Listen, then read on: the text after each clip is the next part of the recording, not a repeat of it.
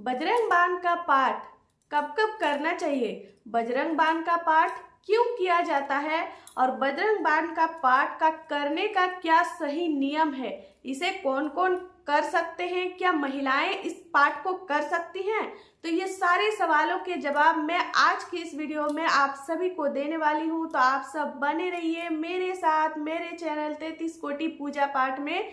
तो चलिए वीडियो में आगे बढ़ते हैं। उससे पहले आप लोग अगर इस चैनल पर पहली बार आए हैं तो चैनल को सब्सक्राइब जरूर कर लीजिएगा, ताकि इस वर्ष से जुड़ी जानकारी मैं इस चैनल पर लेके आती रहती हूँ तो उसका नोटिफिकेशन आपको मिल सके। तो चलिए हम वीडियो को शुरू करते हैं।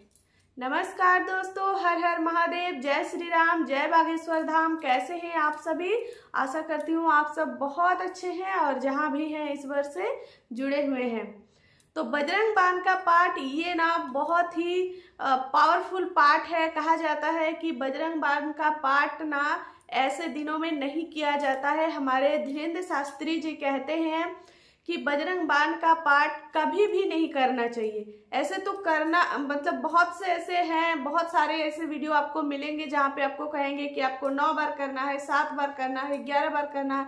लेकिन आप सभी को पता होगा कि जो बजरंग बाण का पाठ है उसमें हमारे हनुमान जी को शपथ दिया जाता है किसी भी कार्य को करने के लिए, और इसीलिए वो उस कार्य को जल्दी से जल्दी करते हैं। तो आप सोचिए, आप उनके प्रभु मतलब हमारे प्रभु, आप हमारे मतलब आप अपने प्रभु हनुमान जी को कह रहे हैं, उनसे विनती कर रहे हैं, उनको जो है कृपा करने के लिए कह रहे हैं, और आप उनके प्रभु श्री राम जी के मतलब शपथ आप उनको दे रहे हो। तो कोई भी काम अगर आप किसी से जबरदस्ती करवाते हो तो वो काम वैसे भी अच्छा नहीं होता है। तो अगर आपको बिना शपथ दिए ही आपको आपका काम मिल रहा है, मतलब कि हनुमान चालीसा पढ़ने से ही अगर आपके सारे काम सफल हो रहे हैं, हनुमान जी खुश होकर आपको वो सारी खुशियां दे रहे हैं, आपका सारा संकट हर रहे हैं, आपका जो भी मतलब बीमारी है, भूत पिशाच का चक्कर है, जॉब नौकरी का चक्कर है, जमीन जायदाद का चक्कर है, सब कुछ आपका वो ठीक कर ही रहे हैं, तो फिर क्या जरूरत है कि आप बजरंग बाण का पाठ करें, है ना?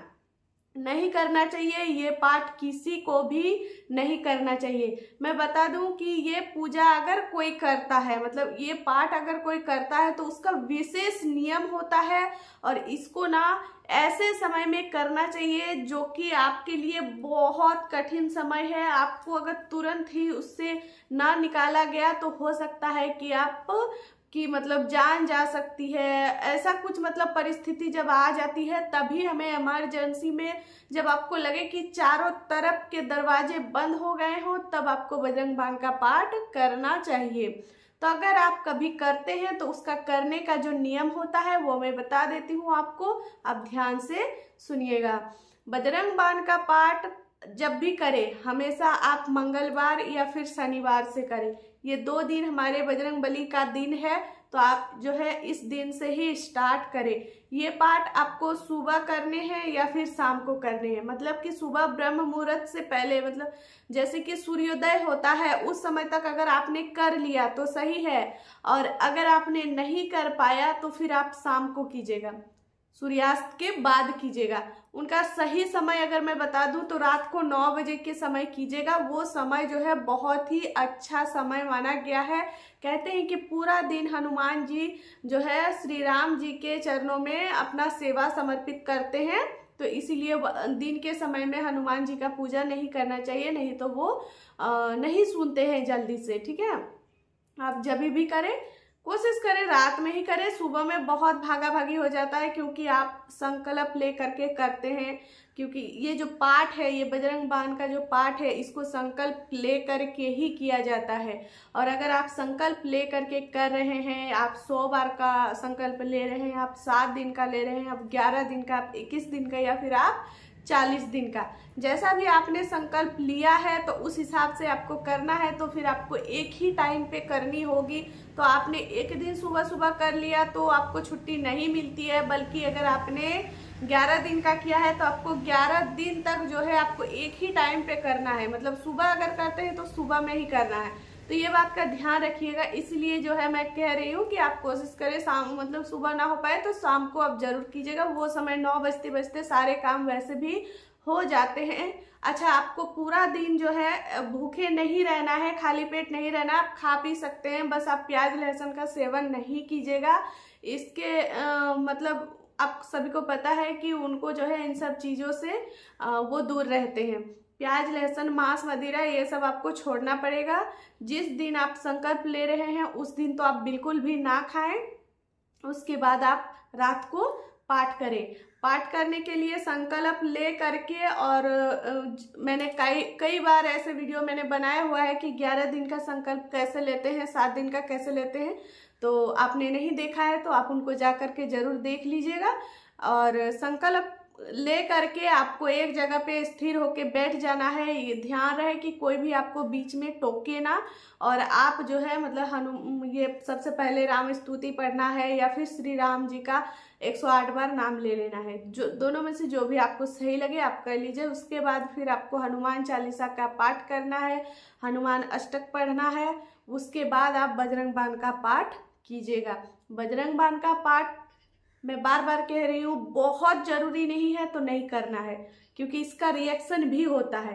किसी चीज का अगर कहते हैं ना कि किसी चीज का अगर हमें फायदा होता है तो अगर उसको बिना वजह किया जाए तो उसका उल्टा रिएक्ट भी होता है। तो हो सकता है कि इसका आपको परिणाम भुगतना पड़े। अगर आपके बहुत ज्यादा इमरजेंसी ना पड़ी हो तो आप इस पाठ को नहीं कीजिएगा। आप हनुमान चालीसा का पाठ कीजिए, आपका जो भी परेशानी है उससे ही सब ठीक हो जाता है।